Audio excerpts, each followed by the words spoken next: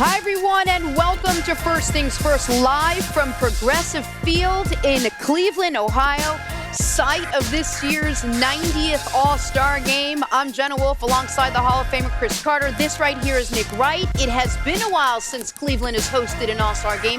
1997, they got themselves together. They felt like they were ready to do it again. We're excited to be here. We got a big show. We have Commissioner Rob Manfred joining us. We have the always effervescent Nick Swisher will be sitting here, but we have to start this morning. I thought JR was joining us, but go ahead. J.R. Smith may be stopping by. We're working We on have to start with the news that UCC broke on Friday night. Kawhi Leonard is going home. The two-time Finals MVP signed a 4-year deal with the Los Angeles Clippers worth $141 million.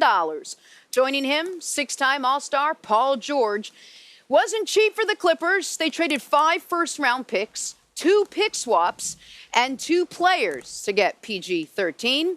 See, I have to start with you. You've been all over this from the beginning. You got the call from Uncle Denny. What was your reaction to all of this? I was totally shocked. I was totally shocked, but I had been informed the whole way that all 3 teams would be involved.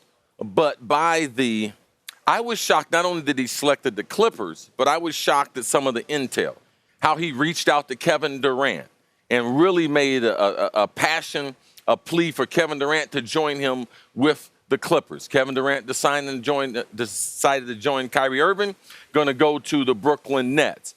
Then how he immediately moved off of Kevin Durant compared to just joining the already made, the big 3 there in Los Angeles, everyone thought was a done deal, or even a short-term deal going back to Toronto. He stayed for a quiet guy. He does a lot of talking.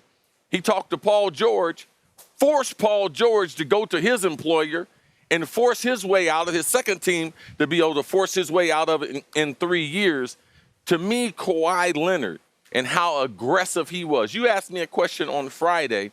What would we learn about Kawhi? Now, I didn't think I would learn that much, but, man, how aggressive he was and how he took charge of the situation to be able to control his own fate. But ultimately, it was just like Kyrie, and I had mentioned this a couple times, he wanted to go back home. And the Clippers, they wouldn't let the girl go. Right. Man, they made eyes on Kawhi last year when Kawhi said he would play for the Clippers. And I don't know about the NBA office, but the Clippers, during the season, they stayed in contact. They let Kawhi know. Every single Raptors game, and much to the chagrin of some of the Raptors front office, there's someone there all year long in a Clippers team polo. They had one of their analysts criticize Kawhi on TV. You're out. They fired him. Yeah. So it was everything behind the scenes. The Clippers had the advantage that we thought Toronto had. And listen, I understand the trade haul is unprecedented, but you cannot look at the Clippers gave up that for Paul George. They gave up that for Paul George and Kawhi Leonard. You got the reigning Finals MVP and maybe the next best two-way wing in the league, a top 5 player and now also a top 15 player. That's the price of that, both on long-term deals. And I think it's very important to Nick's point, when Kawhi leaves the meeting with the Clippers, he tells them, if you get Paul George, I'm coming. I'm coming. But I think they also know, whether it was said or not, if you don't, I'm not.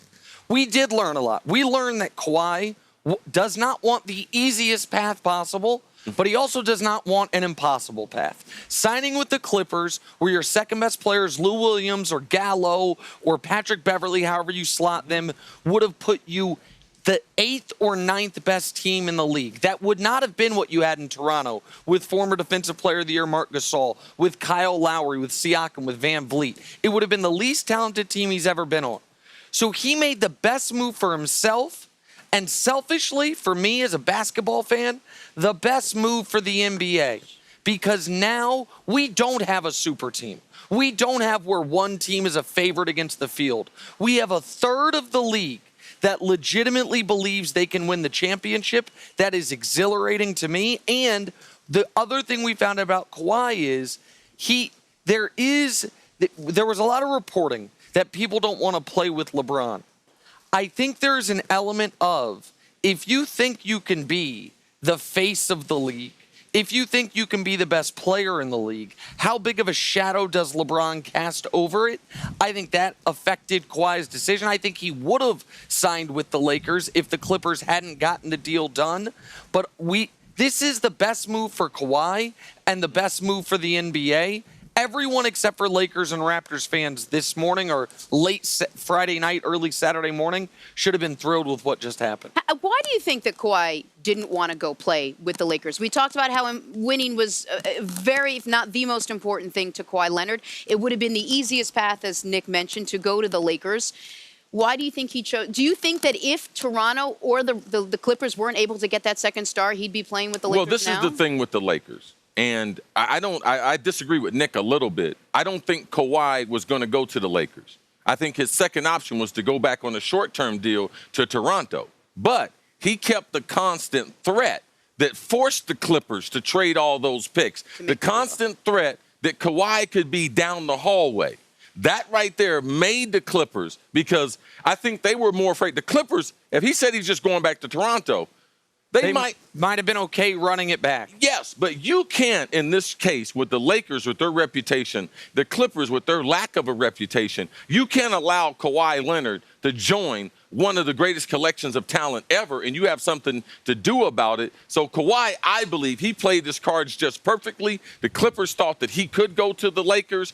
I knew he could go back to Toronto. I was informed of that he could lean towards a short deal and go back to Toronto in like the 11th hour of the overall deal. But very, very intriguing of how he put everything together and made all three teams think that potentially he would sign with them. But to answer your question, Jenna, because Kawhi understands what I understand, what you guys understand, what seemingly everyone around the league understood, except for in an odd way Kevin Durant, which is all championships are not equal.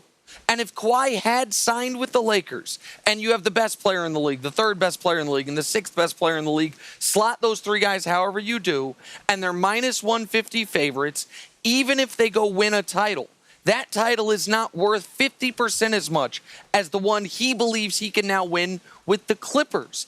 It is not about the hardest path, but it is also in sports not always about the easiest possible path.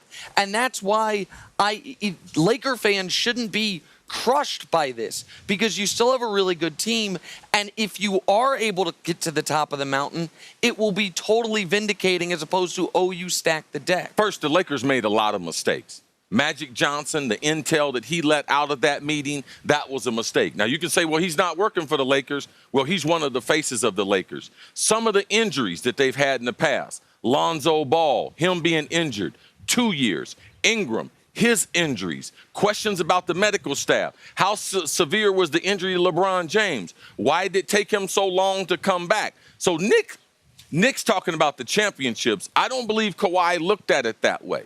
The Clippers were the team to beat, and he didn't have the trust in the organization, didn't have the trust in the front office, and or in their medical staff. That's how the Clippers, besides pulling the trade, that's how they were able to gain Kawhi's trust in this matter. The Lakers are going to be all right, but Kawhi, and I think we got Austin CARR coming up later on, I think a lot of the old school NBA players, they're happy we have someone like Kawhi because he level set the league. There ain't no more super teams. Yep. And if you want to compete, it's about competition. That's the way it's been since I've been a kid. And I'm sure these guys that have played the game and are covering the game on a regular basis are excited that Kawhi Leonard decided, you know something? I'm not going to take the easy road in life. There's so many people who want the easy way, the microwave. He took the hard one. I'm going to be down the corridor, but I get one guy to be able to fight with. You saw what I did last year. It's going to be an exciting. I'm excited about the NBA since the mid to late 90s. Sure, first time in a number of years we actually have parity and not a super team that we're going to look forward to in the coming season. The quiet guy making the most noise in free agency in Kawhi Leonard. We're back here in Cleveland, Progressive Field for the 90th annual All-Star Game. We're going to get to a lot of baseball in a bit, but first we're going to talk some Lakers. They were holding out hope that they could sign Kawhi Leonard to create a big three, but They struck out when Kawhi chose the Clippers instead. So the Lakers filled out their roster with veterans, most notably Boogie Cousins and Kawhi's former teammate Danny Green. Lakers also brought back Rajon Rondo and JaVale McGee. Nick, what do you make of the Lakers' moves after missing out on Kawhi? All right, I love the Danny Green move. The Danny Green move was necessary. He was one of the top targets before you ever even thought Kawhi was a possibility. There was real concern that Danny Green was going to end up going wherever Kawhi went. That obviously wasn't possible once he chose the Clippers, and the Clippers also traded for Paul George. He is exactly what they need. I also, you didn't mention it, but a kind of sneaky good move I think is Quinn Cook, the backup point guard for the Warriors. People saw him in the finals this year. Knockdown shooter, not a great defender, but would play great alongside LeBron if LeBron be the de facto point guard. The Boogie move I have a question about. The Rondo move I don't like at all. And Rondo last year was the only guy on the Lakers that when he was on the court with LeBron James, the Lakers were outscored. Any two-man combo, if LeBron was out there, they outscored their opponent, except for the one with Rondo. That one is curious to me. And Boogie, people can say, oh, he's so cheap, it's risk-free. But that's if you're playing 2K. That's if he's not playing well, you can just put him to the bench, you don't have to worry about it. Given the let's just call it unknowns on the coaching staff, and given all these personalities, the Boogie move has boom potential, but it also has bust potential. But I love the Danny Green signing. I like the Quinn Cook signing, and I think they made the most with what they could do, given the fact that the free agent market was so barren, having waited on Kawhi Leonard. I just want to ask one quick follow-up on Boogie. You don't think Boogie proved himself in Golden State? He played when he was asked to play in January. Then he got hurt. He rehabbed and came back. He tried to be a good guy, except for, of course, the one game you and I went to where he got kicked out. But for the most part, he didn't prove that he could fit into any situation. I think with Boogie Cousins, his reputation, it would take longer than one season. I think if Boogie Cousins doesn't get injured in that first round, yeah, he returned later on faster than people realize. But if he doesn't get hurt, I still believe that the Warriors, they three-peat. They're world champions. So for me, I like his skill level. Any of the players, absent of Danny Green, any of the players, because of where free agency was, all of them have warts. It's just a matter of where their warts are. There was no perfect fit for the Lakers. For me, the winner in this, besides signing Danny Green, it was Kyle Kuzma. Kuzma being the third scoring option for the Lakers and now potentially being a starter compared to coming off the bench. I believe this is going to breathe life into his career, and I believe, man, the ceiling is very, very high for him. The Lakers are going to need him, not only to be outstanding shooting the basketball, but he's going to have to be a better defender. So I'm looking at his overall development with the other signings because you can't be happy because there wasn't a whole bunch left. Oh. And that's what we talked about all week, Nick. You said that the Lakers had waited so long. They put all their eggs, we don't need that anymore.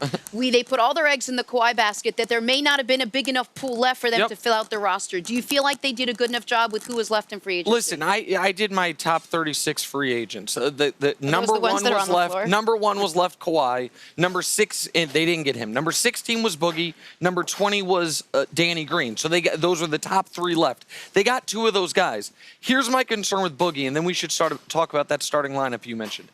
You're right, Boogie handled himself the right way last year. And then he had a devastating personal and professional setback. He suffered another injury. He's now playing for even less money than he played for last year. Now the odds of him ever getting that max contract, he was on his best behavior saying, I'm going to do right, I'm going to show I'm healthy, I'm going to win a title, and then I'm going to go get the money I missed out on. He's now a year removed from that. He's playing for essentially the minimum. He is suffered a second significant injury, and the idea of Boogie Cousins ever signing a 9-figure deal are now probably lost. How does that weigh on him? That's the first point. Second point, C, you mentioned Kuzma as a starter. I hope you're right. If we can show it. If I were running the Lakers, the starting lineup is very easy. Quinn Cook, Danny Green, Kuzma, LeBron, Anthony Davis. But given those signings, if they are going to start Boogie at the 5, there isn't room for Kuzma to be a starter unless they're going to start LeBron at the point guard. But I think on the right, that's going to be your starting lineup. That one concerns me. That one doesn't have enough shooting. That one doesn't play to the strengths. That one doesn't allow Kuzma to grow to the way you're saying. If they go with the one on the left, which no one's talking about them actually doing, I just think they should.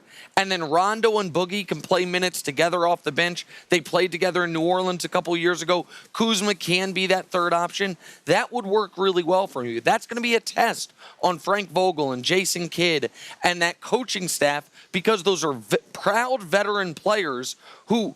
How would Rondo react to Quinn Cook starting over him? Which the reason he would do it is because he's such a good shooter. How would Boogie react to coming off the bench, which we mentioned had never done in his career until he got hurt in the playoffs when they brought him back in the NBA Finals? Those are real question marks to me, because if you start Boogie, I don't see how Kuzma's in the starting lineup. Bro, those aren't the conversations you have after you sign them. Those are the conversations you have before you sign them. Rondo didn't sign a 1-year deal. Rondo signed a 2-year deal. So you think they told Rondo, you're getting ready to be the starter here for the next 2 years? You think they didn't have the numbers of the when he was on the court with when he was on the court with LeBron? Those are the conversations that should have been very, very clear as the Lakers go forward. There will always be problems as far as that roster. And to me, they had to go all in for Kawhi, but all in for Kawhi was not. You're not going to be able to get anyone else. Danny Green got a contract that if Kawhi signs, he doesn't get that contract. Right. Danny Green was waiting on Kawhi, but he was also waiting on his own opportunity. And then I bring this up all the time. You still have a head coach that hasn't been with these guys yet. You have Jason Kidd right there as well. There's a lot of personalities. There's a lot of personalities on that team now for this coach and this coaching staff to have to deal with. One other note: when we last talked last week, it looked like Andre Iguodala was going to get bought out and go sign with the Lakers. Memphis is now smartly considering holding on to him, seeing if they can get an asset back for him. Also, Kyle Korver potentially on the buyout market. The other domino of Kawhi picking the Los Angeles Clippers is when these veterans do get bought out, before or during the year, they are going to have 2 championship contending teams in the city of Los Angeles to choose from. So when you think the Lakers are going to be able to supplement their roster with guys that get bought out, the Clippers are going to be in that market too, going to be able to offer the same building, the same weather, maybe the same chance at a championship. That's one of the other parts of Kawhi not only not picking the Lakers, but not going back to Toronto. Toronto wasn't going to be big in the buyout market for veterans that want nice weather, chance to win a ring. The Clippers absolutely will be, so that's something to consider as well. Remember when the Knicks were like, well, at least we're not as bad as the Clippers. Never mind. Never has. Never happened. July 20th, the legend Manny Pacquiao taking on defeated Keith, one-time Thurman for the World Welterweight Championship in the biggest fight of the year. July 20th, it is live on pay-per-view and the Fox Sports app. Pacquiao, good basketball player, too. Got a nice little hoop game. Nice to know. know. I did not know that. Neither did I. Welcome back to First Things First, live from Cleveland for the Major League Baseball All-Star Game. See, you excited to be back in your home state? Yeah, absolutely. With you guys, go anywhere. This is great, man. Cris, I love being in. This is our 3rd straight year in Cleveland together, even before the show started. And I love being here. I'm glad the MLB. I was walking around town last night with Christine Wardrobe. She was amazed. She was like, man, all these people stop you. How do you live like this? Pretty good. Pretty good. It's not bad No being Cris complaint. Carter in the If state I of get down Ohio. on my luck, I'm coming back to Ohio, people. You know that.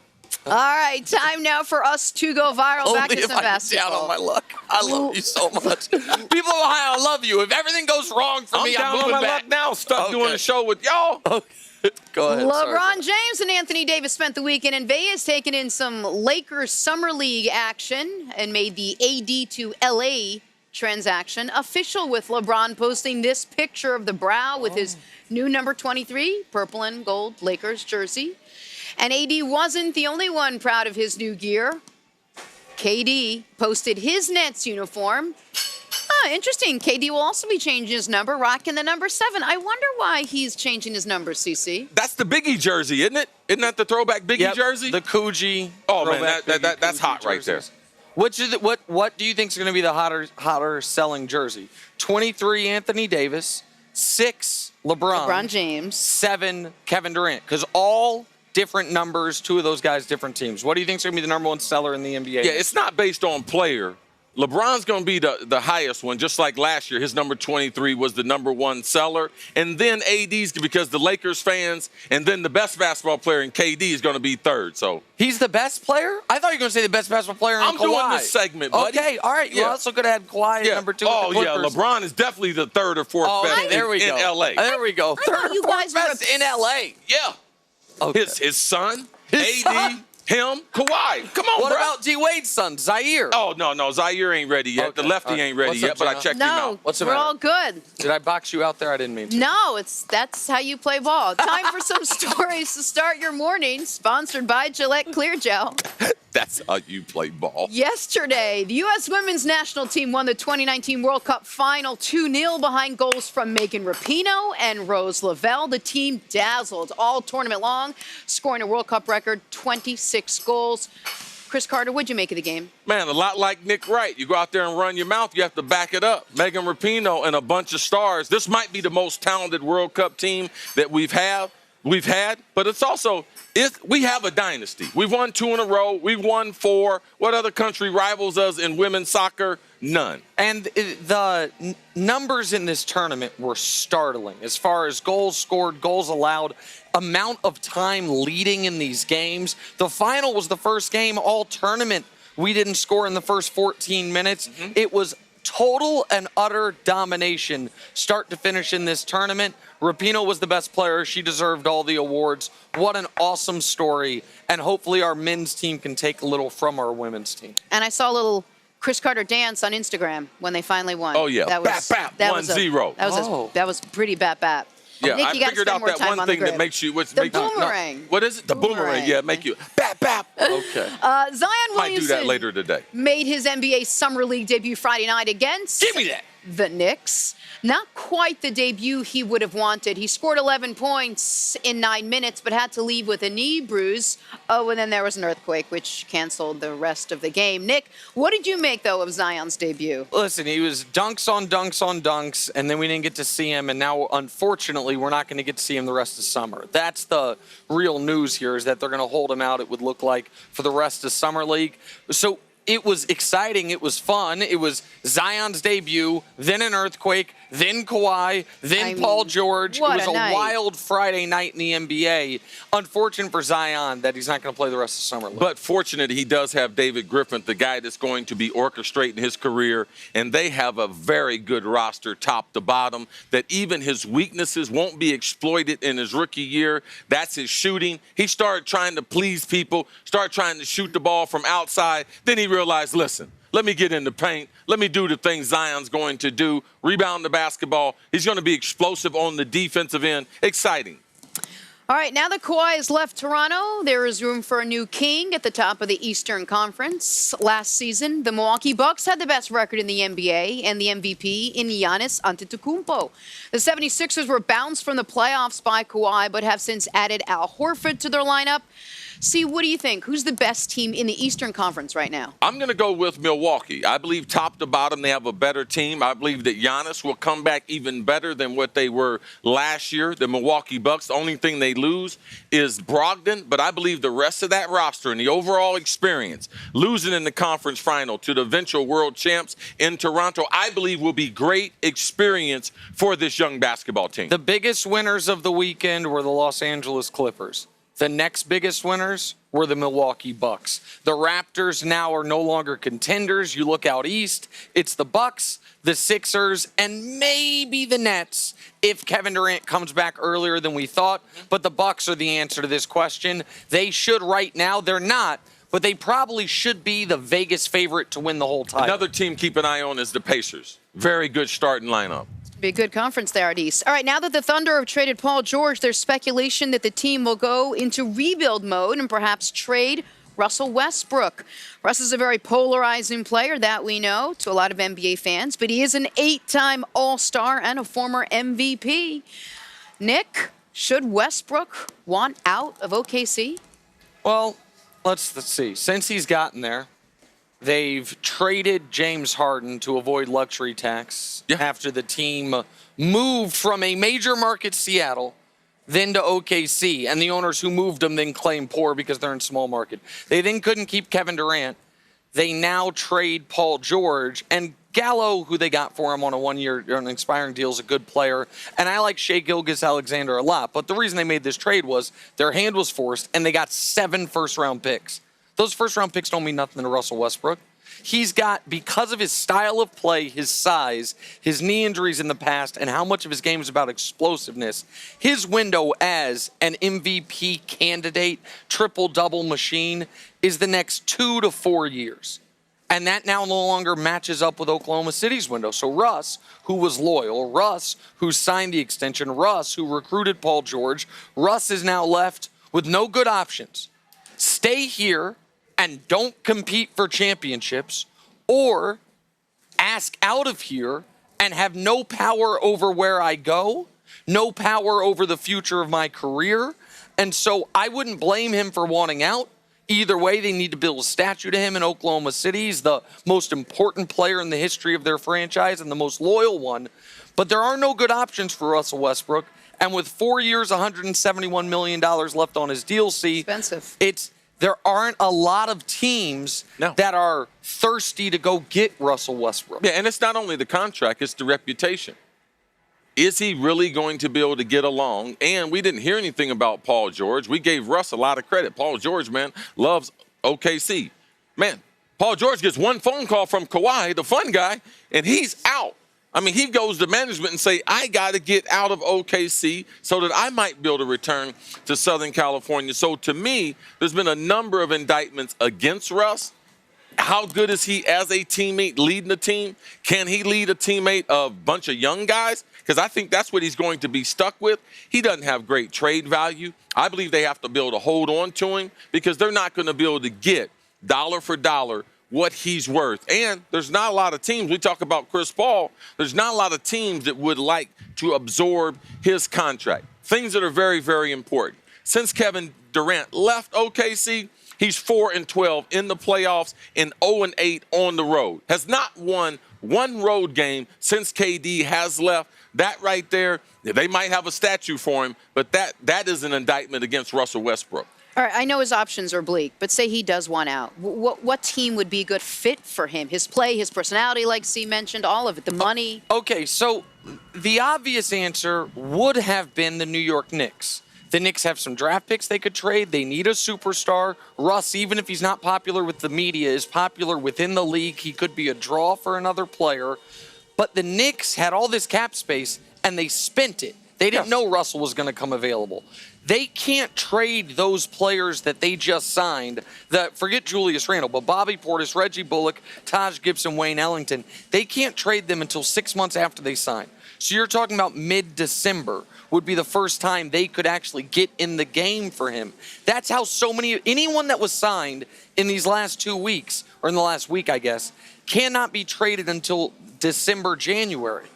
And if they want to move Russ now, then you're talking Orlando, Miami maybe, but Miami's got no draft picks. Mm-hmm. And you mentioned Chris Paul, Houston, and I haven't talked to Daryl Morey about this, I promise you, but Russ doesn't exactly seem to lend to an analytical style of play, which obviously is what Houston does. Yeah, Russ, it's a tough fit. I don't believe they're going to be able to trade him. They're not teams that need him and have the draft picks. With Russ, we're going to see an aging superstar. How well his game ages, how well his body is able to keep up. But it's unfortunate for a guy. I believe this is a first in NBA history with that type of resume, 3 straight seasons, triple-double, and having no one that really won him. And just real quick, because I already know over the next 72, 96 hours, there's going to be articles written in response to Paul George 1 year after signing a 4-year contract extension, demanding a trade, talking about player empowerment and player movement, that it's gone overboard, that it's gone too far, that contracts mean nothing. Well, the flip side to that equation is Russell Westbrook, which is a guy that didn't try to use his power, that signed the extension early, that gave up any power leverage over the team that he had, he gave it up. and now he might get shipped to Orlando. You know who also did that? Blake Griffin. And 6 months after he did that, he got shipped to Detroit. Dame Lillard just did it. He's got 6 years now left on that Blazers deal. Let's see if the Blazers don't try to pivot against his wishes. If you trust the team, then all of a sudden, you might be in a position where they say, you know what? We said we were going to hang your jersey in the rafters, but man, we want to duck that luxury tax. Man, we want to pursue Kawhi Leonard in a year or two, so we're going to trade you. Russ has put himself in a position where he has no leverage, where he has no power, and that's the flip side to short-term deals and constantly holding your team's feet to the fire. How many years he has left? He's got 4 years, 171 left. Wow. All right, let's get back to the Clippers now. After landing Kawhi and Paul George, the Clippers, and not the Lakers, now have the best odds to win the NBA title. This is the same franchise that has never made it to the conference finals. CC, are you buying that the Clippers are the NBA's best team right now? I think their roster top to bottom, and given Paul George, given Patrick Beverly, given Kawhi Leonard, they're going to be one of the best defensive teams that we have seen in the NBA in the last 10 or 15 years. They got 3 guys that will live on the all-NBA defensive team. They have the type of length. Now, can they get some shot protection at the rim? I believe they're going to have an outstanding team. They are top to bottom with Doc Rivers, because one thing we have not counted in this, Doc Rivers, what does he add? In-game situations, what does he add as far as controversy throughout the season? Been through situations, all the experience he's had as a player and as a coach. I'm looking forward to seeing how they put this roster together, looking for the style of play, because let's picture this. That team that we saw, the Clippers, who won 2 games from Golden State, now add the legitimate scoring that they have with Paul George and Kawhi. Outstanding collection of talent that they have. All right, so the Clippers are obviously an excellent, excellent team and one of the 5 best teams in the league. I don't think anyone would dispute that. Why would it not work out for them? See, you mentioned how good they're going to be defensively. 100% agree. When the Sixers traded for Al Horford or signed Al Horford, I said their path is to be the best defense in the league by a wide margin. Well, now they've got a contender with them in the Clippers. These are 2 teams that could be really special defensively. But they do have a size problem. You mentioned the lack of a rim protector. Montrezl Harrell or Zubac is going to be their starting center. They just gave Zubac a rich contract over the weekend as well. And the other concern with the Clippers is this. Paul George didn't have 1, but he had 2 shoulders operated on this summer. They think he might not be ready for the start of the year. And we saw the difference between Paul George with healthy shoulders the beginning of the year to Paul George dealing with the injuries late in the year when his efficiency dropped off. He was almost an MVP candidate at the beginning, and he definitely dropped out of that race at the end. 100% correct. And if you're Kawhi, see, you know this better than me, why would Kawhi ever play more than 65 games in a year again? Like, he played 60 this year without dealing with a significant injury. Load management in his health was obviously an enormous part of the recruitment with the Clippers. So my point is, if Paul George isn't going to start the year healthy, which he might not, and with Kawhi, my guess is playing less than 70 games, are the Clippers going to be able to have home court advantage? Are the Clippers going to be able to put together a 57, 58 win season that you would need to be one of the top 2 seeds in the West? Those are the concerns. The positives are everything you listed. You have an MVP candidate in Kawhi Leonard. You have a top 12 guy in Paul George. You have an excellent coach. You have the ability to get guys in the buyout market. I like Landry Shamet. They added Mo Harkless this offseason as well. There's a lot of really, really good things they've done, and not even to mention Lou Williams coming off the bench as a scoring option. Yeah, I don't know as far as 60 games, is that the number? This was a unique year where Kawhi had missed almost all of the year before. It just ended up on that number. When they started the season, there was no target as far as the number of games he was going to play. I think it would be a little bit higher for the guys who are going to do what San Antonio has done for years as far as manage their workload. I think 65 to 70 games, that will be the normal. We know guys aren't going to play 80 games like they used to, but Kawhi said early in free agency, I don't mind if a guy's hurt. I will hold it down. That's why he called Kevin Durant. It was an automatic buy-in to, no, man, take your time, get back healthy. I'll hold the franchise down till you get there. Paul George on the other extreme, he should be ready in the first month of the season. Isn't it fun, though, not to know who's going to win So much fun. before you go into a season? Yeah, Parody. Back here on First Things First, we took our show on the road. We are live from Cleveland, Ohio, Progressive Field for the site of the 90th annual Major League Baseball All-Star Game. It is brisk. It is gorgeous. It is time to talk basketball. What? Look who's here. Yeah, former NBA All-Star and current Cavs color commentator Austin CARR joins us. An Austin, NBA thanks so League much for Pass being with legend us. out there watching one of the best crews in the league they got in Cleveland. Oh, I like All right, it. thank you. Thank you. Good to be here. All right, so let's get to the top story, which continues to be the NBA looking into Kawhi Leonard and his decision to go home to LA to the other LA team. The two-time Finals MVP signed a 4-year deal with the Clippers worth $141 million. Joining him, 6-time All-Star Paul George. Clippers traded 5 first-round picks, 2 pick swaps, and 2 players to get PG-13. All right, Austin, how do you think Kawhi and Paul George fit together?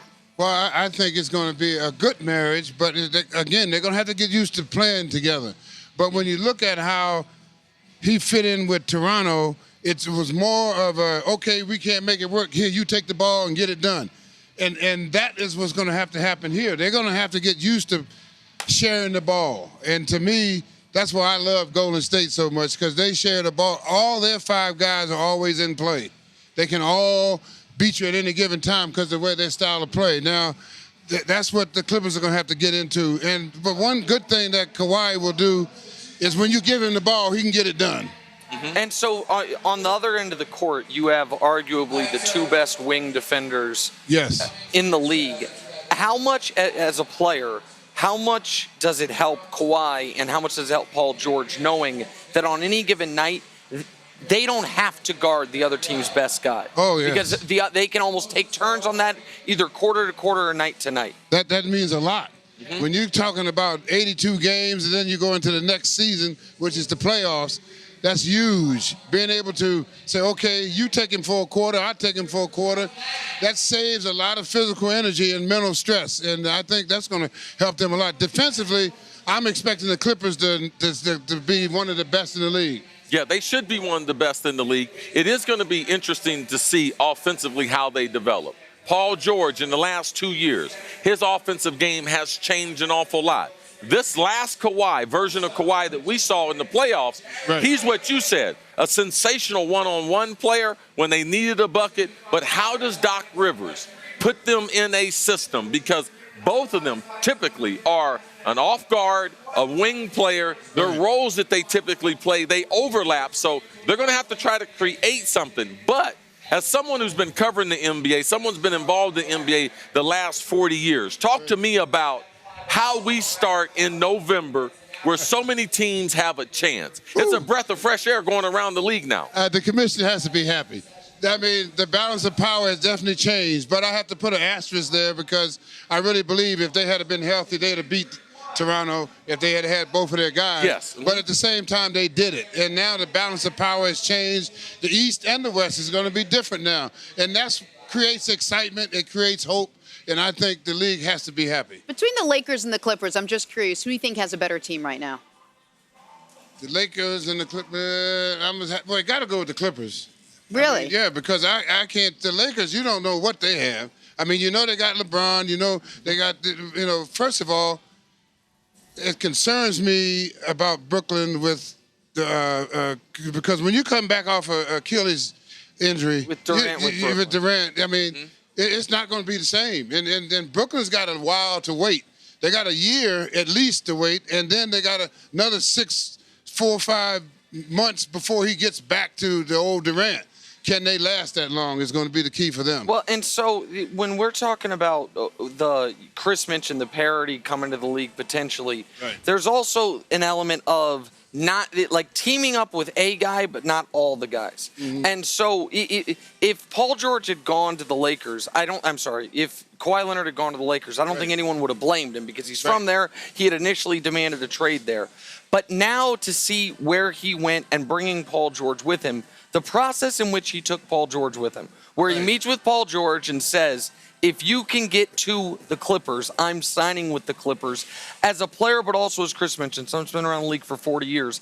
What's your feelings on how that went down? Paul George, a year after signing an extension, going to OKC and saying, not only do I want to be traded, this is the team you need to trade me. Yeah, it's different because if I'm old school, so I'm not used to that type of communication going on like that. Or that type of power. That type of power. I mean, to me, it disrupts. You know, as an owner, you get to a point where, well, what can I plan for? How can I plan my future? Because I don't know who's going to be and who's not going to be here. Because it seems like you can break a contract anytime you want to. You just have to find people willing to make it happen. Well, so, you've known for a long time that the owners have always had that power.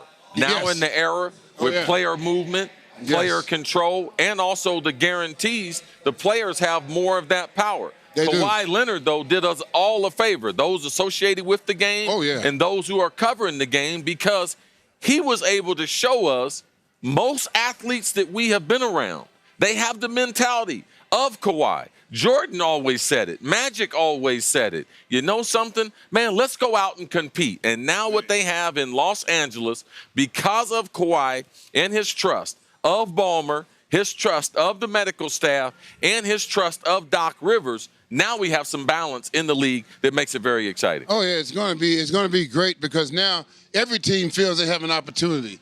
You know, and when you look at how they've done it all there, I mean, when I look at what happened, the only way I knew about Jerry West or Phil Chenier or Archie Ball, I mean, you know, I worked out with Archie Ball. The only way I knew about these guys was through Smith and Street magazine or something like that. Right. These guys, because of the AAU involvement, they grow up playing together. Yep. So it's like a natural phenomenon for them to play together and do their thing. And it's interesting because I always wanted to beat you. I didn't want to play with you. Then that's just my mentality from old school. And whether it's Kyrie and KD or the original Big Three in Miami, or they're also, the other thing, it's not just AAU, Team USA has become, and the training and the Olympics and the World Championships, a bit of an incubator for guys getting to know each other, getting to play each other and saying, wait, how much longer is on your deal? How much longer is on your deal? And let's come together. But now we have enough depth in the league that if you have you have enough great players that you can have two great players on nearly a dozen teams, and there's enough guys to go around. It's when there was 3 or 4 on one team that the disparity seemed out of whack. Yeah, you're right, and I think too that the auxiliary guys are going to be so important. I mean, Kyrie. To me, what he did in Toronto was different, much different than, because he did it with himself. Yeah. Yes. And the other guys had to develop into what they did. I mean, because Siakam, Van Vliet, all these guys rose to another level to make it happen. They didn't have 2 or 3 other stars. So now it's going to be interesting to see how it works without having all the stars, because the other guys, like Cook in L.A., those guys had not been asked to play major moments now and be a major part. They've been asked to just come in, play a little bit. Yeah, role players become more important. Now role players have to step up, and it's going to be interesting to see if they can. Back to First Things First, live from Progressive Field for the All-Star Game. And we are back here with former NBA All-Star Austin CARR. Austin, thanks for sticking around. Thanks for having us in your city. It's beautiful out here today. Got a couple people taking a little batting practice behind us, just to make sure you know we are indeed at Progressive On Field. my way to the studio, man, I went through the queue and I saw the number up there. Yeah. In the rafters. No one can ever wear it. That's right. That speaks to They how good he retired was. your jersey. They going to retire your microphone when you're done as well? Well, I don't know about that. Now, only Joe Tate. Only Joe Tate? Only Joe Tate. All right, let's talk some Lakers. Where do the Lakers now go after missing out on the free agent they wanted more than any other in Kawhi Leonard? Well, they filled out their roster with veterans, most notably Boogie Cousins and Kawhi's former teammate, Danny Green. The Lakers also brought back Rajon Rondo and JaVale McGee. Austin, what do you make of the Lakers' moves after missing out on Kawhi Leonard? Well, I think they've done about as good as they could do after missing out on the original what they wanted to put together, they wanted to put together. But again, it's a hodgepodge, but at the same time, I understand because that's what we went through here when LeBron was here. Absolutely. Exact same thing. All the young guys gone. They were lucky to keep Kuzma. I like Kuzma's game, but it's all veterans now, and so there's a whole different thing. Getting them to understand how LeBron wants to play will be much easier now than having them get a lot of backlash from the younger guys. Okay, so 4 years when LeBron was back in Cleveland, elite offense every single year. That is because they surrounded LeBron with what? Shooters. Shooters. Right. And that's obviously what the Lakers failed on last year. Right. That's why I love the Danny Green addition. He's an excellent defender and shot 45% from three last year. You mentioned earlier Quinn Cook. Now, it'll be a bigger role than he's been asked to play in the past, but I actually like the Quinn Cook addition. Yeah. He's cheap. He can shoot. They need a point guard out there. I'm less bullish on Rajon Rondo. And so this is where I want your expertise on it. Do you think Rondo would be okay backing up a player such as Quinn Cook? Yeah. Because I think Rondo on the court when LeBron's off the court makes sense. He can run the offense. He can be the leader on the court. But Rondo on the court with LeBron, now one of your guards has no shooting ability at all. This floor gets compact. So you want as many Quinn Cook and LeBron minutes as possible. Ego-wise, how do you think Rondo would deal with that? How do you think the coaching staff communicates that to him if they're thinking what I'm thinking? Right, I know. I don't know how that situation is going to work. I mean, it's going to work, how fluid it'll be. Because, Cook is going to have to, Rondo, I don't think Rondo is going to, in other words, if Cook was a higher stature, yes, maybe he could accept it. But because of Cook's stature, I don't know if Rondo will be able to handle that. At the same time, playing with LeBron is different. And like you said, Cook is going to be more of a, you can throw the ball, him, he can catch and shoot it, and you do all that. Rondo's different. He's not going to be able to do that, so that it's going to have to change the flow of what they do. To me, it's a LeBron James problem because after everything they went through with Magic and Rob Pelinka, there is no way you get to the bottom of that roster and you're trying to fill out spots 10 through 12 or 10 through 15. You don't call LeBron and say, do you want Rondo back? Knowing these other guys, knowing you have Caruso, knowing you got Quinn Cook, you decide to go back. So to me, Rondo's overall value is around that team and around that locker room, and he proved that, even though the numbers might not say that. He played a year. It's not like we just have him because Anthony Davis and Boogie Cousins, which I do believe Boogie Cousins played his best basketball, people say, with Anthony Davis.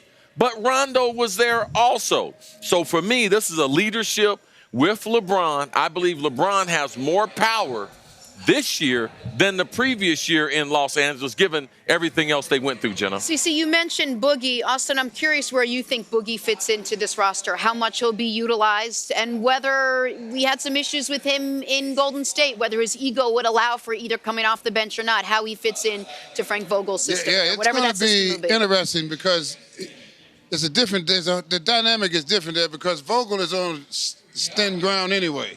Because he got Jason there. To me, Jason is just a coach in waiting. Just waiting. So that puts the head coach in a tough situation. So it's kind of hard to figure out how that's going to work. But I kind of feel like you feel. I don't know. Boogie is going to be, if he's okay, fine. If he's not, we can sit him there. We're not paying him that, we can sit him there. I don't see him being, because, again, that Achilles is going to be, that's tough. And from what I saw, he can't elevate anymore. And that's going to be a tough situation if you can't elevate at his size and run the floor like he has to. All right, you mentioned the coaching situation. Jenna's been harping on this really all off season. So you've got Frank Vogel as the head coach. Then you have Jason Kidd. You also have Lionel Hollins. Right. They're also in talks with a defensive assistant from the Warriors. But let's just talk about those three guys. When LeBron's first year back in Cleveland, they had already hired David Blatt. Then LeBron comes back. They obviously hired David Blatt to coach a young team. LeBron's there. We're trying to win. You trade Wiggins for Kevin Love. LeBron's guy, Ty Lue. Now, he hadn't been a head coach in the league at that point in time, is sitting on the bench. A lot of people thought, man, is Ty going to end up getting this job? A year and a half later, even though the Cavs, I think, had the best record in the conference, they get blown out by 100 by Golden State. They fire Vogel. It ends up working out. They fire David Blatt. Works out great. Ty Lue proves to be an excellent coach. David Blatt probably never be in the NBA again. So it's not apples to apples.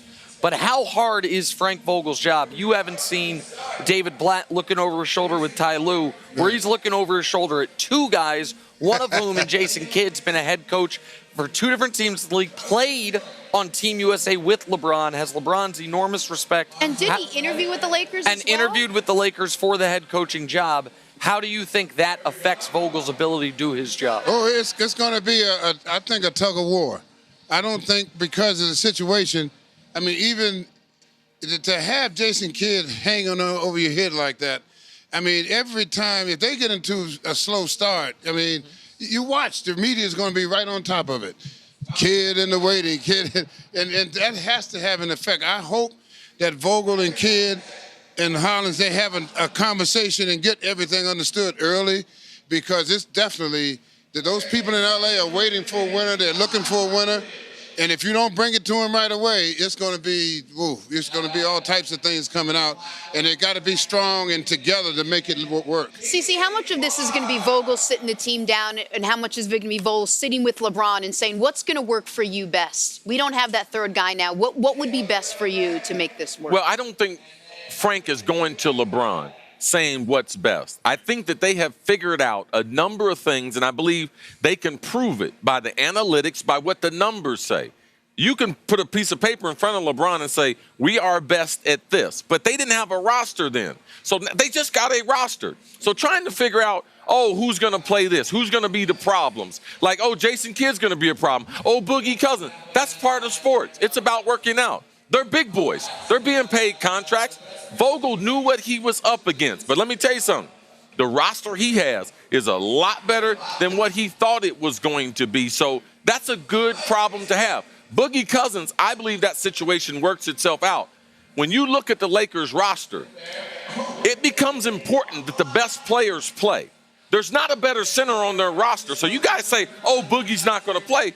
It's going to be hard not to play him. Well, Anthony Davis might be the better center. Anthony Davis does not want to play center. He's always said that, and his best basketball came when he played the 4 and Boogie played the 5 next to him. All right, so let's talk about Anthony Davis real quick, because in LeBron's career, he's played with great wings, great point guards, great power forward in Kevin Love and Chris Bosh, and Anthony Davis is 4 or 5. He is the best true big man LeBron's ever played with by an enormous margin. Right. I think the second best is Big Z. Is Zadrunas probably. How do you, we've talked so much about the Lakers, I feel like we haven't talked much about Anthony Davis. Having watched LeBron his whole career, how do you think LeBron's game matches up with Anthony Davis, and what do you think that duo is going to look like? It's going to, to me, I feel it's going to be fantastic, because LeBron is going to be able to play in all over the floor. I think LeBron will play more of a well-rounded game now. He won't dominate so much the ball. He'll give it up because he's going to get it in positions. Anthony Davis is, because one thing I know LeBron will do, he's going to know when to give it and how to give it to Davis and get out of the way. And then the key is going to be, can they all stay and play all the time, and you don't have to isolate a guy to get his performance. As long as you can keep them playing together, and that's what LeBron wants. He wants to get in a situation where even though I'm throwing it to you, I'm still in play, he's still in play, he's still in play. So now defensively, you got to worry about everybody all the time. And that is a tough situation when you got LeBron James on the floor and you got to worry about Anthony Davis too, and you got to worry about whoever else, Kuzma. It makes it a tough defensive effort because you got to give up something to stop one situation. The stars shine bright as the best in the majors celebrate the Midsummer Classic. This is the MLB All-Star Game. It's tomorrow at 7:30 Eastern, 4:30 Pacific, only on Fox. Nick Swisher is joining us in about 15 minutes. He's over in the corner doing push-ups like only Nick Swisher can. Later in the show, Commissioner Rob Manfred will be here. He is actually doing push-ups. I was only kidding, Nick, but we'll have him. All right, time now for your World Cup Wake Up. Yesterday, the U.S. women's national team took home their 4th World Cup with a 2-0 win over the Netherlands. Megan Rapinoe drilled a penalty kick, and Rose Lavelle scored again 8 minutes later. Rapinoe also won both the Golden Boot and the Golden Ball. Nick, how impressive was this run? The run itself was, the numbers are just startling. the percentage of time they spent leading.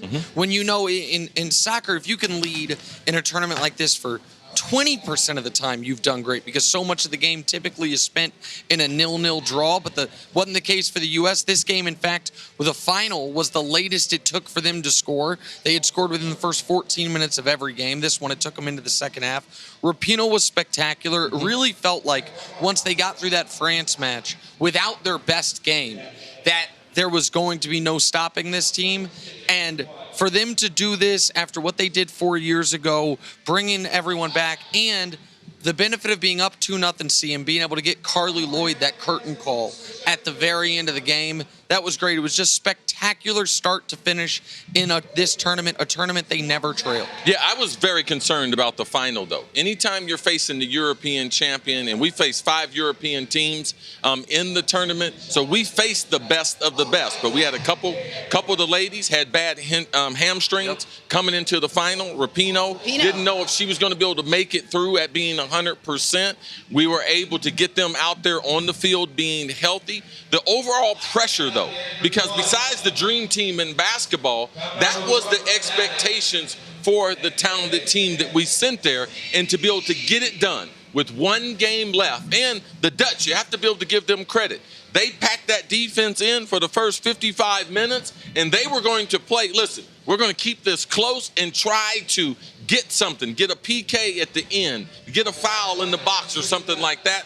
Our girls, too powerful, great tournament for us to be able to win back-to-back. And you made such a good point earlier in the week that they won the games that they were supposed to win handily, and the games where they struggled, like France and a little bit England, they won those as well. And that Dutch goalkeeper was spectacular in the first half. Could have been 3-0 U.S. at halftime. She was outstanding. All right, we're going to talk some Kawhi in a second, but first, some baseball highlights. Padres, Dodgers, San Diego's Fernando Tatis Jr. Watch him make this fantastic diving stop.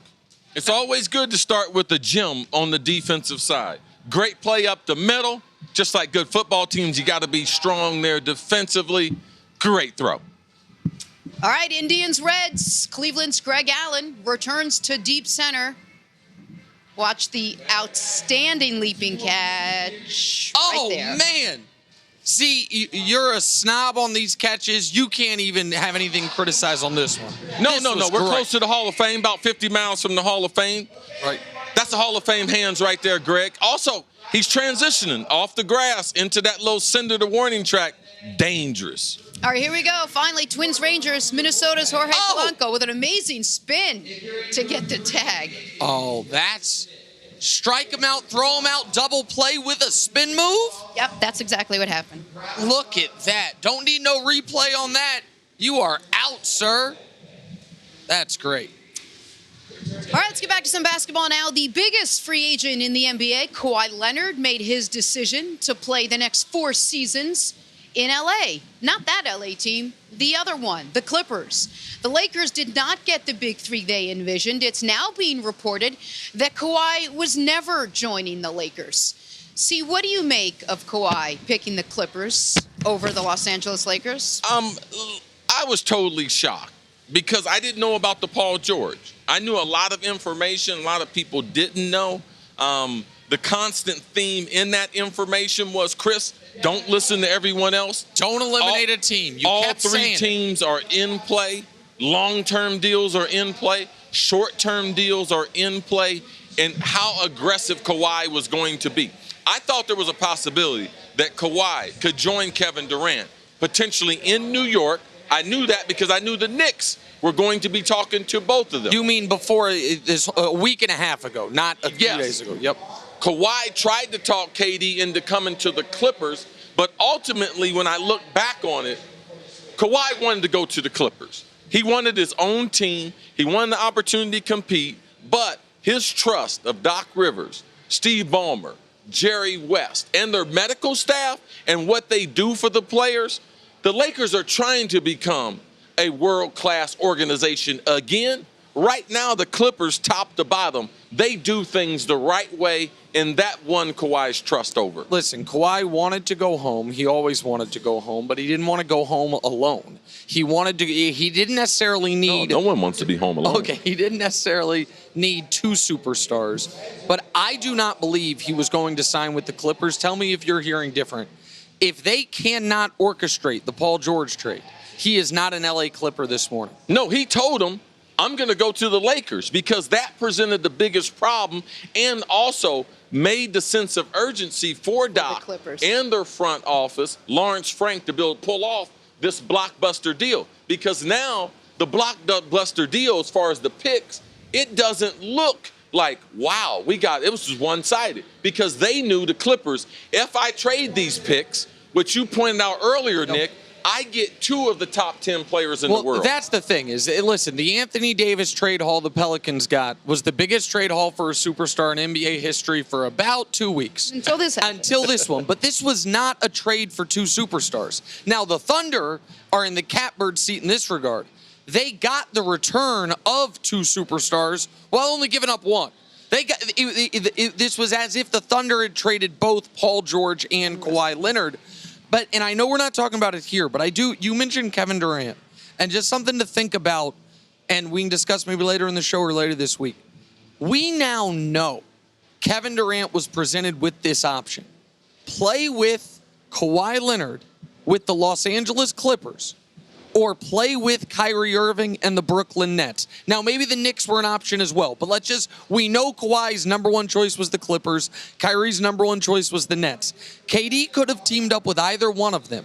He chose, in my mind, and I don't begrudge him this, friendship with Kyrie over greater excellence with Kawhi. And he chose New York over Los Angeles. He chose going home the same way Kawhi chose going home. No, Kyrie chose going home. KD's from the... Kawhi went DC. back to LA the same way KD went. No. Kyrie's from New York. KD's from DC. But Kawhi went to LA. Kyrie goes to New York, and KD is presented with either option. Now, it might not just be he chose Kyrie over Kawhi. It might also be he chose unquestioned, this will be my team. If he had played with Kawhi, he might have been dealing with some of the same thing he was dealing with Steph, which is who's the best player, who gets the credit. But it's just something interesting because you kept saying the Knicks are in it, and no one else was saying the Knicks were in it. But now we know the Knicks were in it if they could get both those guys. Kawhi would have potentially gone there. They got KD. The Clippers end up getting Paul George. What do you always say? Sliding doors. That's what happens. One thing happens and everything follows suit. How about Kawhi, bro? How? Nick Swisher talking some basketball, even though we're on camera to talk some baseball. Nick Swisher is Man, here the with NBA's us. so hot, we got Swish even talking about it. I know. I mean, how could you not? It's like the biggest news going on in sports right now, other than here at the All-Star game. He's so jealous. He was watching. Oh, I'm grabbing my mic. Goodness gracious, got 8 people yelling at me.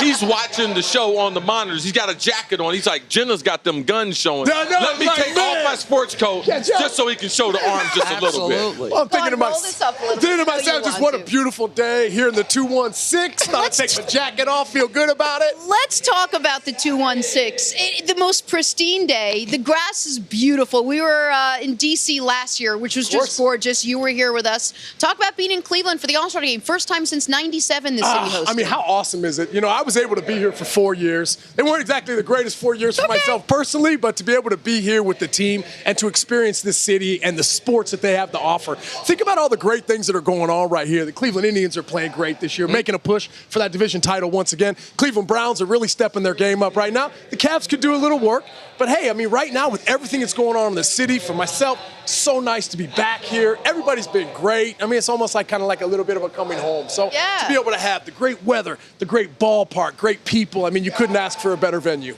It's a shame you don't like it as much. All right, let's get to the half of the season we just saw finished.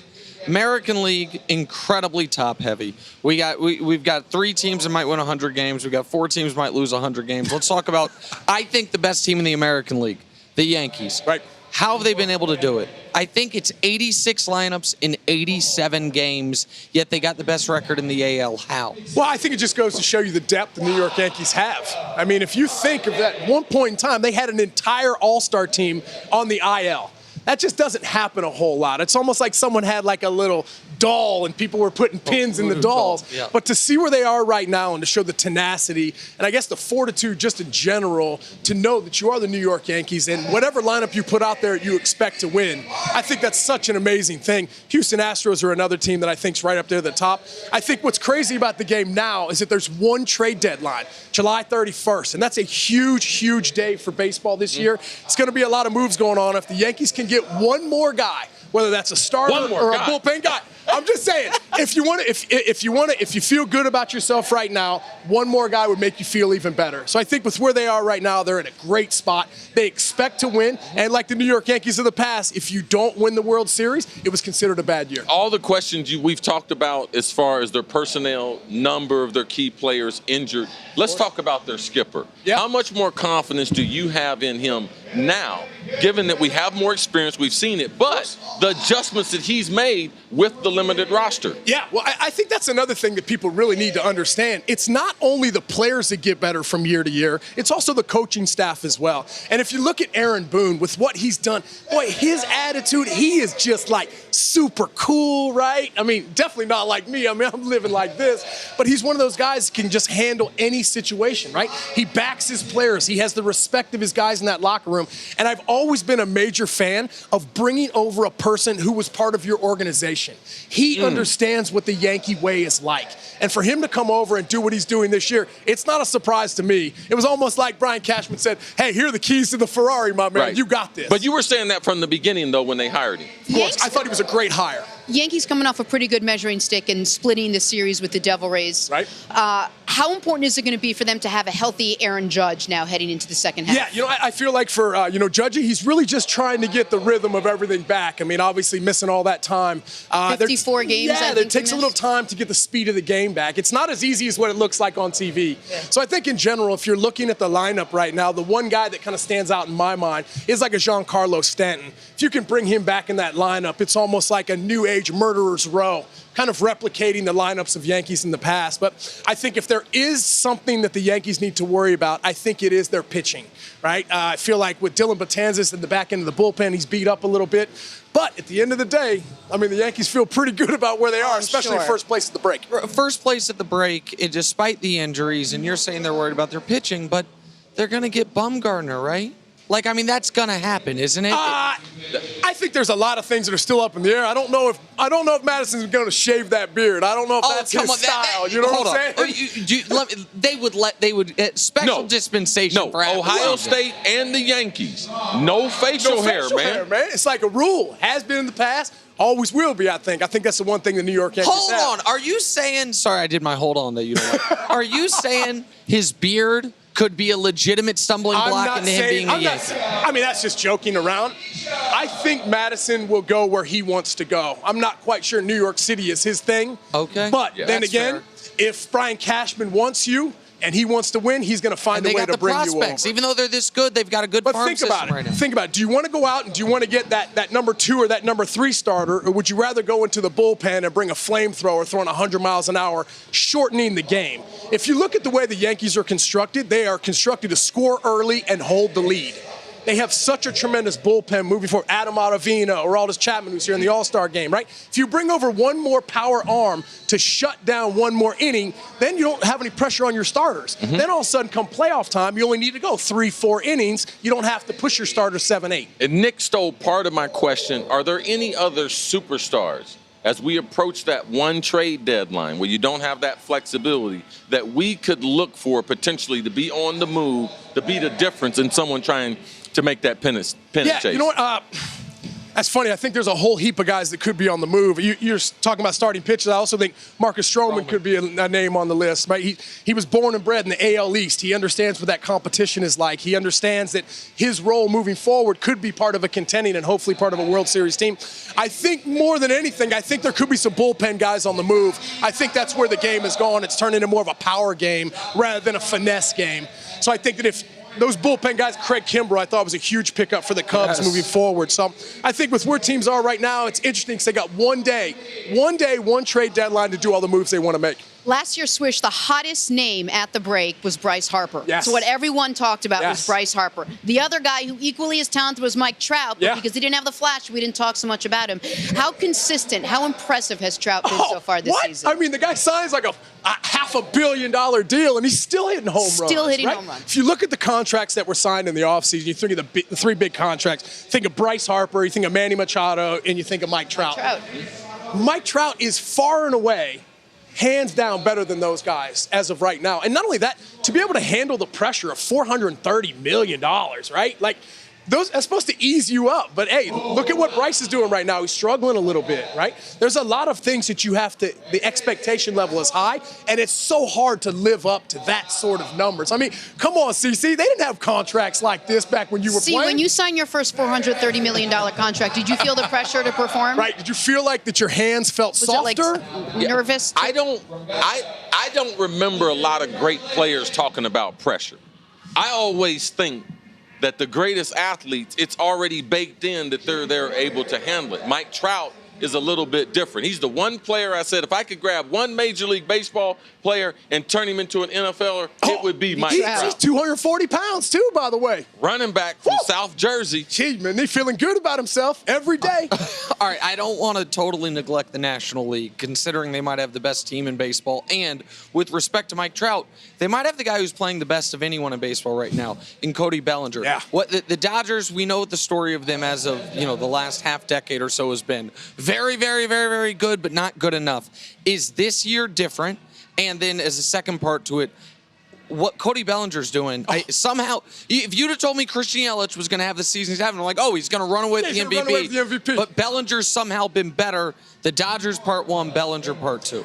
I mean, hats off to the Dodgers to come back for the 3rd straight season and to be putting up the numbers they have. I mean, statistically, by far the best team in baseball right now. I think they have 60 wins right now. 60 wins, which is despite a 3-game losing streak going into the break. Yeah, and they just lost 3 to the Padres, right?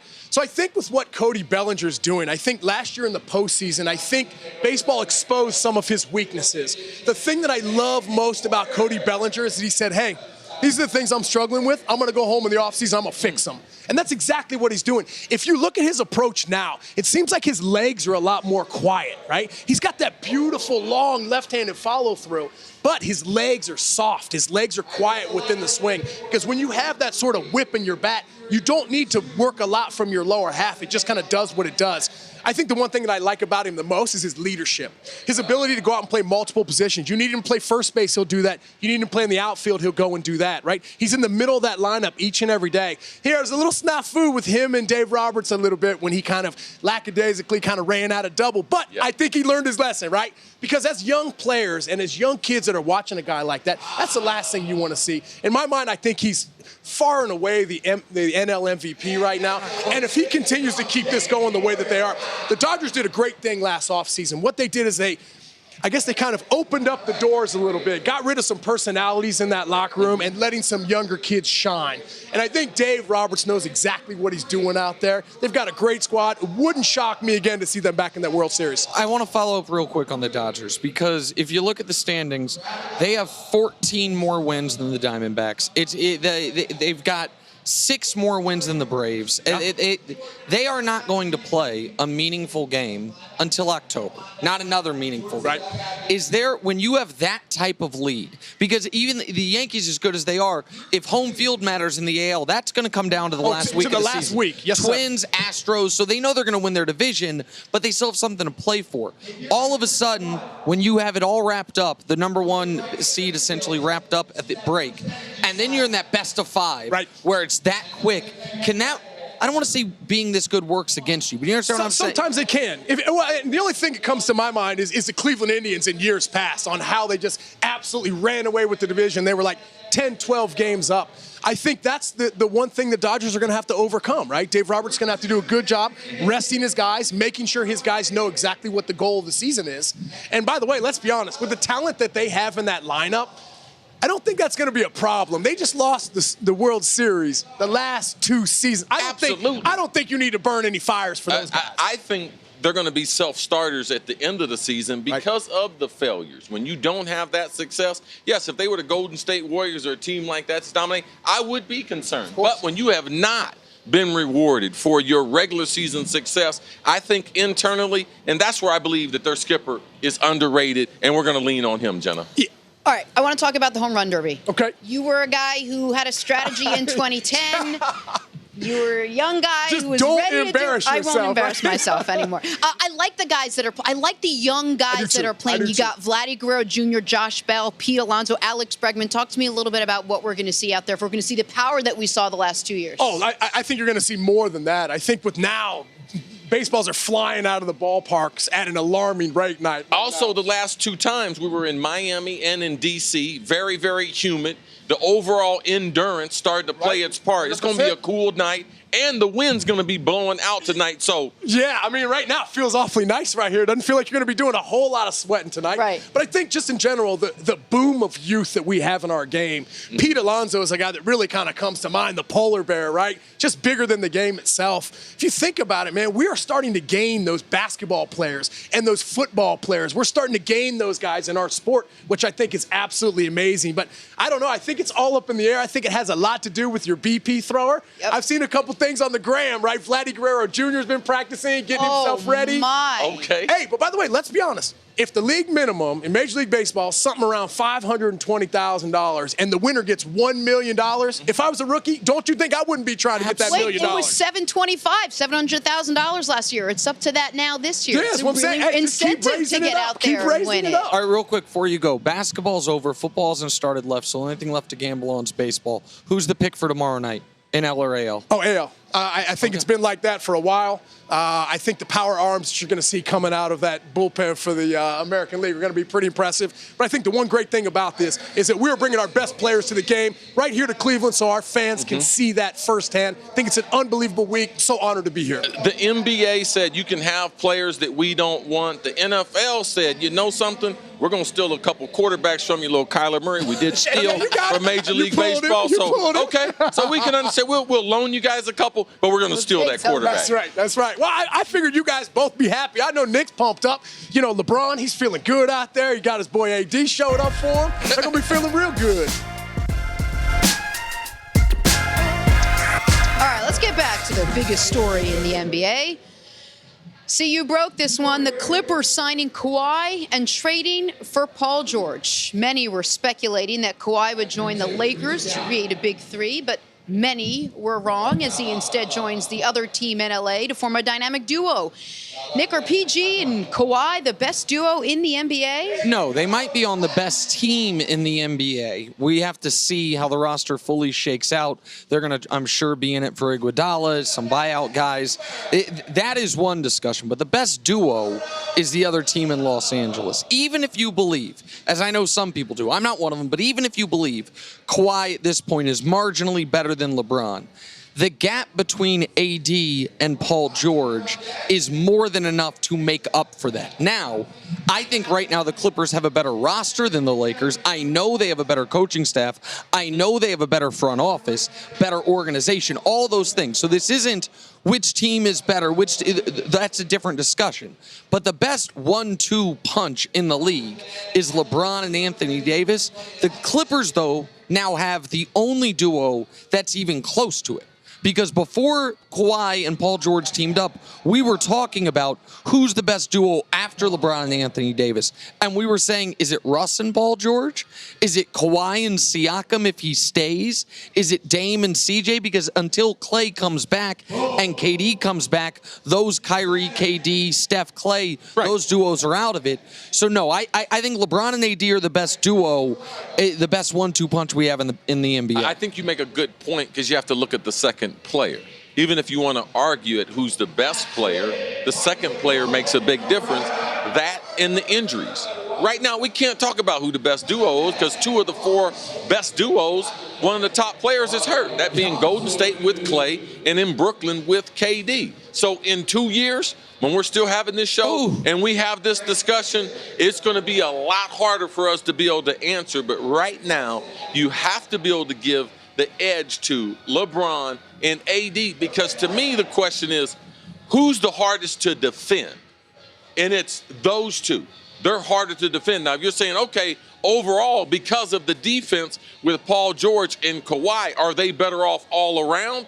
and because they're younger, yes, you could fight that argument. But right now on the offensive end, I would say AD and LeBron are the hardest two, given the NBA and way they play, the hardest two to defend. It's all basically the same question, but which two are the hardest to defend, fit together the best, are going to be the quickest to figure out each other's game and then ultimately lead to success? Well, so I actually think both these duos will fit together relatively seamlessly. There will be a bit of a question with the Clippers as far as end of game.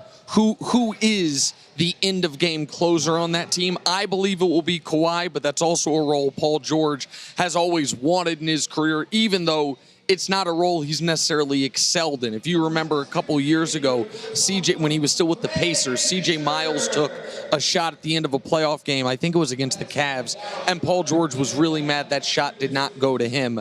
Now, it's different when it's CJ Miles versus Kawhi Leonard. But LeBron and Anthony Davis, to me, it is seamless. To me, because they have no positional redundancy, they will run that pick and roll together. End of games, there is no question the ball will be in LeBron's hand. Now, he might end up passing it to Anthony Davis.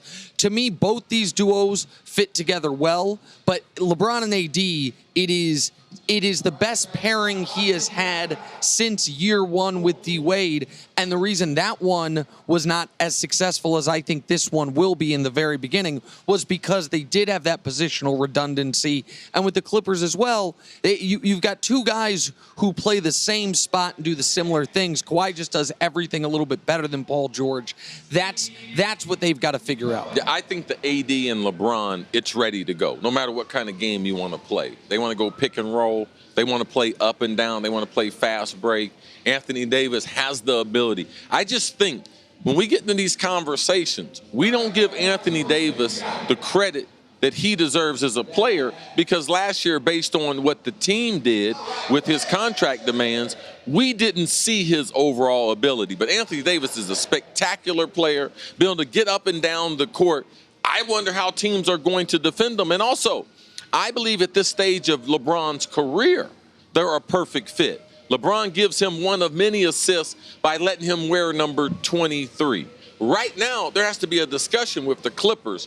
Who's going to finish the game, what type of sets we're going to run. But you know every set can involve LeBron and AD if you were closing out a game. It's a little cliche, but like with the Clippers, who gets announced last? Little things like that make it clear who the man on the team is. I think it's going to be Kawhi, but it's something. But that's why it's a better fit, Paul George and Kawhi, because Kawhi doesn't care. He doesn't care about that stuff. But he doesn't care. But the one other point you mentioned, we forget about Anthony Davis. There is an element of when Kawhi only played those 9 games 2 seasons ago, people forgot how dominant he was in his last healthy season. He almost won league MVP. His team had the #1 defense in basketball. He was giving it to the Warriors in Game 1 of the Western Conference Finals, and then he went away for a year.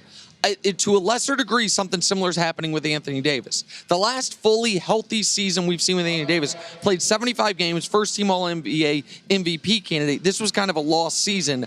I think he will remind everyone how dominant he can be this upcoming year. Welcome back to First Things First, live from Cleveland, Ohio, site of the 90th annual Major League Baseball All-Star Game. Who better to join us than Commissioner Rob Manfred? Thanks so much for being here, Commish. We appreciate it. Glad to be here. Thank you so much. Cleveland, what's it like to be here and to have a city like this host the All-Star Game? Well, I think the great thing about a city like Cleveland is that the game, our events, take over the city. It's the thing to do in Cleveland. Great buzz surrounding all the events, so we're just very happy to be here. All right, let's talk about what the games that were just played, not in Cleveland, not even in the United States, over in London, about what you thought of that Yankees-Red Sox set of games and what the future of that series is.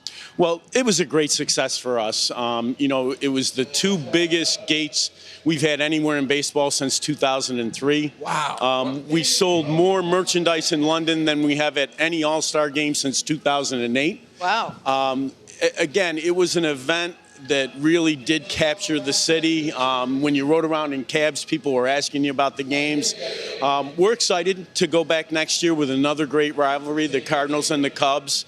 And we want to build out our play in Europe more broadly, not just London, but we're going to look at other cities and try to find places where we can find facilities that we can build a major league quality facility, at least on a temporary basis, and have games there. How important do you feel is it right now for Major League Baseball to continue growing organically here in the States, but what you do abroad and internationally?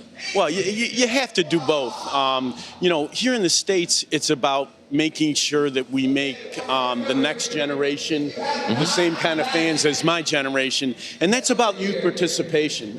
We've invested heavily in that space. Since I took over as commissioner, our participation numbers are up 21%. We're the fastest growing sport in terms of youth participation. International is a different play. You're trying to build a fan base. Europe is an interesting one. 30% of our merchandise sales outside the U.S. take place in Europe already. But it gets sold as a fashion brand. And we need to associate that fashion statement with great athletes, and there's only one way to do that. That's to take games there and play them. All right, so the last time the All-Star game was in Cleveland was 1997. There were 11 future All-Stars on that team. The starters, I think, were Randy Johnson and Greg Maddux. I mean, names peppered up and down. This year, the depth is just so immense. You have guys like Trout and Bellinger and Yelich. Talk to me a little bit about the young stars that are really breaking out this season. Well, it is the most important talent trend in our game. And that is that our great players are getting younger and younger. I think the National League All-Star team has the youngest average age that we've ever had. And that's a product of the sport attracting great athletes, people getting to the big leagues faster, and like the list you just mentioned, becoming stars even faster. Hey, your stars also, you're starting to steal from the NBA, next door to Q, the NFL with the Browns. When you come to Major League Baseball and you look at their rosters, you've always had great talent, but now the body typings too, they mirror some of the other sports. It's interesting. We had a high school home run derby out here. There were 10 yesterday. There were 10 young men out here, and they are so athletic. They're big. Most of them have dual sport opportunities, and I think we're just doing a little better job competing for those top athletes. I want to stay on the young players for a moment, because as a commissioner, you can't look to this year or next year. You have to look long-term health of the sport and long-term growth. And when you see go ahead. I can't hear you. Oh, okay. I want to talk about the younger players that these guys were discussing. When everyone knows Mike Trout, and a lot of us talked about Bryce Harper, who at this point is a young, but not one of your youngest players. When you see Cody Bellinger, when you see Christian Yelich, as Jenna alluded to, the types of seasons they're having, but do you feel like you are seeing the next wave of Major League Baseball superstars? Because it feels to me across sports, these guys come up in waves. Like there's a few years where it's like, where's the next crop coming? And then all of a sudden it's on you. Yelich is having a better season than his MVP season, and Bellinger's having an even better season than him. Trout's doing what he always does. What you're seeing about long-term for those guys? We're seeing exactly what you're describing. I think we are attracting better athletes. They're getting to the big leagues faster. They're making their mark faster. And when you talk to people who have watched talent over a long period of time in our game, they do feel like we have a wave of superstars right now. And, every year at the All-Star game, it seems like we're talking about somebody new, a new breakout person who's really changing the game. And look, that's great for us. It attracts young fans. They're exciting players, and we couldn't be happier. All right, so last year at this time, you joined us. We were in D.C., and we were talking about the two hands-down biggest names in baseball, like Nick mentioned, Mike Trout and Bryce Harper, and who was going to go where and how much they were going to get paid and how much they were going to impact the game. Right. Well, they both got a ton of money. They both went exactly where they wanted to go. One of them has been unbelievably consistent in Mike Trout. Right. How impressive has that been, and how much has that done for the league? It's just, I think the fact that people always mention Mike Trout, even against the backdrop of a wave of new great players coming, speaks to his consistency. I mean, the last 6 years, when you look at his numbers, they stack up with anybody's. He's just a great, great player. I know you can't play favorites as a commissioner. You love all your teams equally. However, when you're at the break and you see, wait, who has the best record in the American League? Oh, it's the team in New York. And who has the best record in the National League? Oh, it's the team in Los Angeles. And when you are looking at those two markets, which are important in every sport, continue the excellence of the last few years, if not build on it. How exciting for that is for you and someone in your position? Well, look, I look at two things. I think we have 21 teams that are within 5.5 games of the wild card. Teams. Yep, which 21 out of 30 is a pretty good number. You would take that. Yeah, it's a really, and it is great when your iconic franchises, the Dodgers, the Yankees, the Red Sox are out there. Obviously, it drives interest in the game, and it's important for us. Yeah, now next year, we have a hit streak going. We had you as a guest last year in D.C., have you as a guest this year. Unfortunately for us, but fortunately for you, those Dodgers will be hosting the All-Star game next year. I just talked to the bosses, and they said it's really my option. Do I want to do a show that starts at 3:30 in the morning? You're going to be my first guest. But how exciting is it for Major League Baseball to be able to go back to Dodger Stadium? All-Star game hadn't been there since 1980. I think it's really an important move for us to be back in L.A. It's been a long, long time. And, it's an iconic ballpark. It really is a great facility. The current ownership group, Mark Walter and his group, has done a great job modernizing the stadium. And it'll be a great all-star venue. And I'll make you a deal. You want to do it at 3:30, I'll be there, okay? Okay. All right, mark it down. It'll be you two by yourselves, but go ahead. Nick and I will be somewhere else. All right, so the second straight month that baseball broke its own home record hit. Where do you fall right now, and just how quickly and how often these balls are leaving the park? Well, look, I've said publicly, we know, because we've been testing the baseball, that this year's ball has a little less drag, and it doesn't take much of a change to affect the performance of the baseball.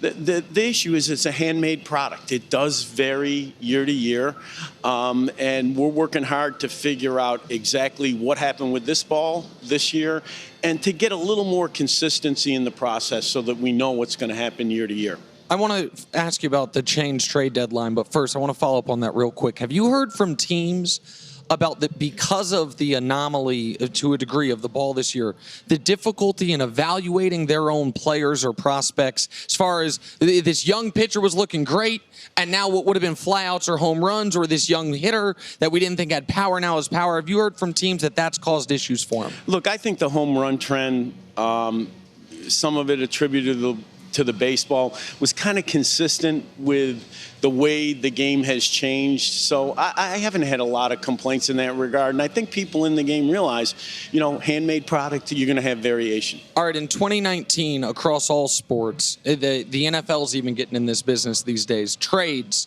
the excitement for the fans of the transaction. You guys have made a change now. Right. There's one true trade deadline, July 31st. There's not going to be any August trades. How do you think that will affect movement? And do you think we're going to see maybe a more active trade deadline this year than in years past? Well, I hope your prediction is right. Our goal with the single trade deadline was to make it the deadline, the point in the season where moves take place. And look, there was a second piece to it. There were some deals, some of which didn't happen, that were being discussed at the second deadline, the August deadline. And, you get to that point in a 162-game season, and you start to think, gee whiz, did I really win with this roster all year long, or did I make some fundamental change with only a month left in the season that kind of reshuffled the deck? We don't like the optics of that very much. We think it's better to do it all at once, July 31, and then have people playing from there. We've talked about it. Point of emphasis the last couple years have been pace of play. Where do you sit as far as commissioner? Are you happy with the current pace? No, I think that there are parts of the game on the field that we will continue to talk about. I think we'll continue to focus on dead time in the game, slow moments, try to reduce those, but also encourage action in the game to make sure we have balls in play, to keep the fans engaged during the product. I think it'll be a topic that we'll talk to the union about in 2021, but I don't expect, we have a set of changes that'll go in next year, but I don't expect anything major until after that round of collective bargaining in 21. Are you still happy with the playoff format now? The one-game wild card, the best of 5 ALDS, the best of 7 LCS, identifying a World Series champion? Well, we are happy with the playoff format. I think that we take some pride in the fact that it's the most difficult to qualify for the playoffs in our sport. We think that's a very, very good thing in terms of the excitement during the regular season. The 2 wild card games get us off to a nice start in the playoff. People love knockout games, and it gives you good buzz. So we're pretty pleased with where we are right now. All right. Anything you want to see change in the second half? Is there anything you're looking forward to? Well, I'd like to see a few less home runs so people would quit asking me about the baseball. Home runs. Of course, that would be me. Apologies but for that. But that's purely selfish. Yeah, I'm purely selfish. Thank you so much. We really appreciate you spending time with us once Baseball's again in this good year. hands. Glad to be here. Thank you. Excellent. Thank you for listening to the First Things First podcast. Remember, leave us a review and tell us what you think. Subscribe to the podcast on Apple Podcasts and catch us on FS1 Monday through Friday, 6:30 a.m. Eastern. For Cris Carter and Nick Wright, I'm Jenna Wolfe. So long, everybody.